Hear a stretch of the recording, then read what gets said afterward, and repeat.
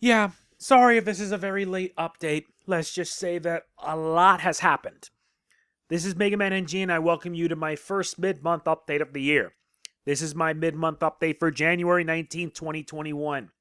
And I'll say it straight, it's a damn late update. So yeah, let's get started with the donation shoutouts, and sadly there aren't any. Though if you want to chip in and help, links in the description below. Next comes the channel member shoutouts, and they're all live. We have our newest one, Metal Hunter 64, who is a channel member for about a month now.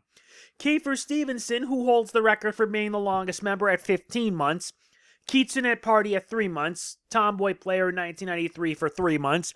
Big Cammy 007 for 4 months. And Javier Muno for 5. And if you want to get a shout out of your own, you have to be a channel member by hitting that join button. That's all there is to it.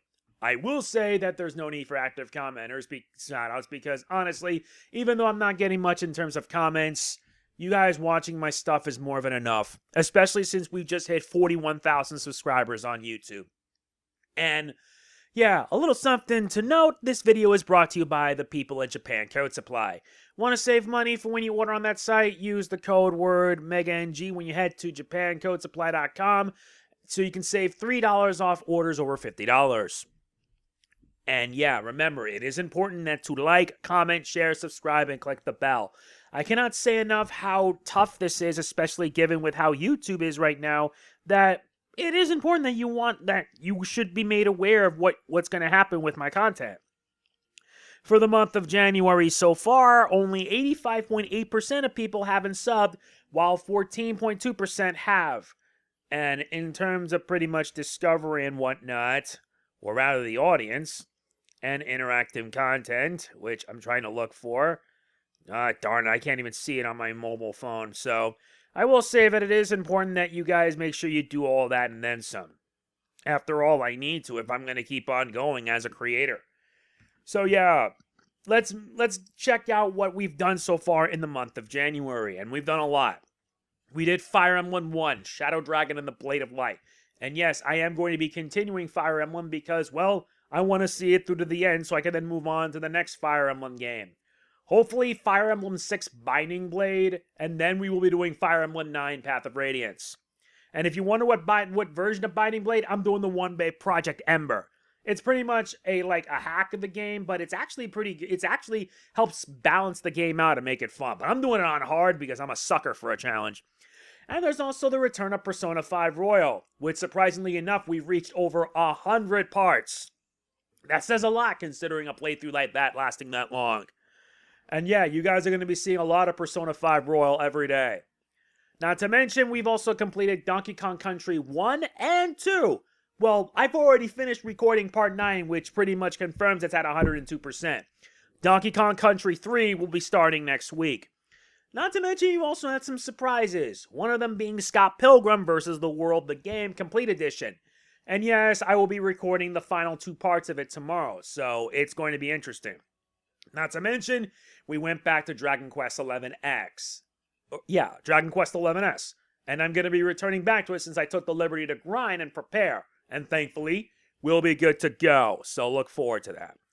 So what comes for the rest of January? More of P5R, Fire Emblem 1, hopefully the conclusion of Donkey Kong Country 2, and hopefully the start of 3, and Scott Pilgrim vs. the World, and hopefully Dragon Quest XI-S.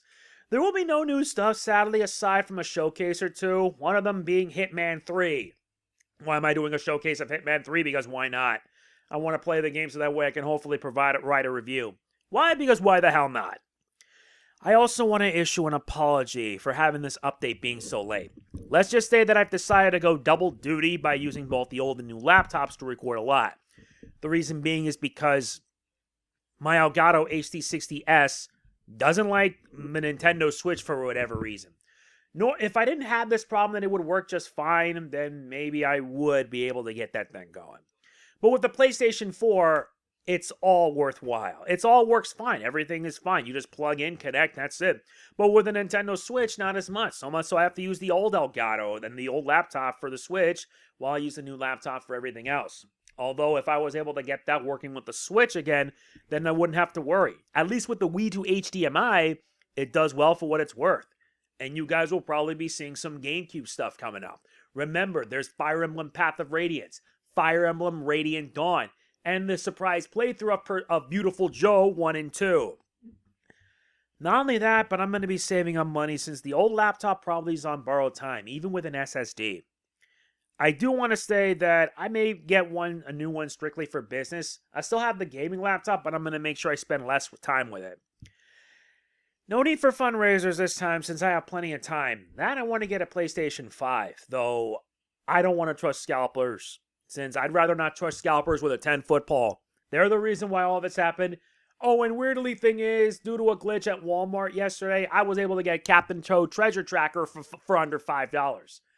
If only I had a few extra cents so that way I can buy a $60 eShop credit and pre-order Altair Riser 2. Unless I get a review code for that, since I already covered a few games by them. So yeah, this is the last thing I need to talk about. It's some real talk, but this is something unexpected. It's sports related. It involves two teams, the Butt Fumble, which are the Jets, and the Forgotten Locale, the Jaguars. Now here's the thing. I was really looking forward to hopefully seeing the Jets go 0-16. Sadly, they did not, because they won 2 meaningless games, and that pretty much, costed them their first round pick. And guess who ended up getting the first round pick? The Jacksonville Jaguars. Yeah, I didn't think that they would be taking even better than the Jets, because all they did was win one meaningless game, and that was way back in week 1. And then every week after that, they lost 15 straight. How is that even possible for a football team like that? I mean, come on. We've already seen the Texans fire Bill O'Brien, because remember, ladies and gentlemen, Bill O'Brien is a hack. And then you have the Atlanta Falcons, which had a massive obsession with choking. And yes, they've choked so much they made Urinating Tree rage and disgust. All it did was make me laugh out loud, because I still can't get over how bad of a team the Falcons are. But yeah, I was so fixated on seeing the Jets go 0-16 that I didn't realize that there was another team that would have probably done it better, and that was Jacksonville. They could have went 0-16 if they wanted. But they won one game, and even though they lost 15 straight, they get the number 1 pick. Although in terms of the playoffs, the Steelers got eviscerated by Cleveland. How can you even stomach that? Within the first quarter alone, 27-2 bloody nothing. Ugh.